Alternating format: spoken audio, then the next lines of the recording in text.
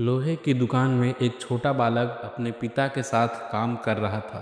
एक दिन उसने अपने पिता से पूछा, पिताजी, इस दुनिया में मनुष्य की क्या कीमत होती है?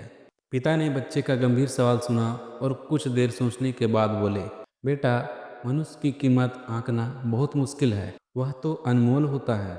बालक ने फिर पूछा, तो क्या सभी लोग उतने ही कीमती और महत्वपूर्ण होते हैं? पिता ने कहा, हाँ बेटा, हर इंसान महत्वपूर्ण होते हैं।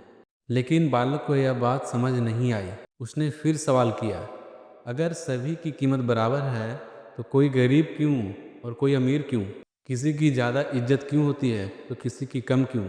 यह सुनकर पिता ने थोड़ी देर सोचा और फिर बालक से कहा, स्टोर रूम में से लोहे का एक रड लेकर आओ। बालक लोहे का रड लेकर आता है और अपने पिता को दे देता है। तो फिर उसके बाद पिता ने उससे पूछा, इसकी क्या कीमत होगी?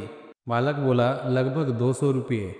पिता ने कहा, अगर हम इस रड से छोटे छोटे कील बना दें तो इसकी क्या कीमत हो जाएगी? बालक ने थोड़ी देर सोचा और बोला, तब तो यह 1000 रुपये में बिकेगा। पिता ने फिर पूछा, अगर इस लोहे से घड़ी की स्प्रिंग बना दे तो? बालक अब उत्साहित होकर बोला, तब तो इसकी कीमत बहुत ज़्यादा हो जाएगी, शायद हज़ारों रुपये। तब पिता ने मुस्कुराते हुए कहा, बेटा, यही बात मनुष्य पर भी लागू होती है। मनुष्य की कीमत इस बात पर निर्भर करता है कि वह खुद को क्या बना पाता है। बालक अपने पिता की बात समझ गया और समझ गया कि हर इंसान की कीमत होती है और हर इंसान महत्वपूर्ण होते हैं। तो दोस्तों, इस कहानी से हमें यह सीख मिलती है कि हम अपनी वर्तमान स्थिति देखकर खुद को कम मत समझें। हमारी असली कीमत इस बात पर निर्भर करती है कि हम खुद को कितना निखारते हैं और अपनी क्षमताओं का कितना उपयोग करते हैं।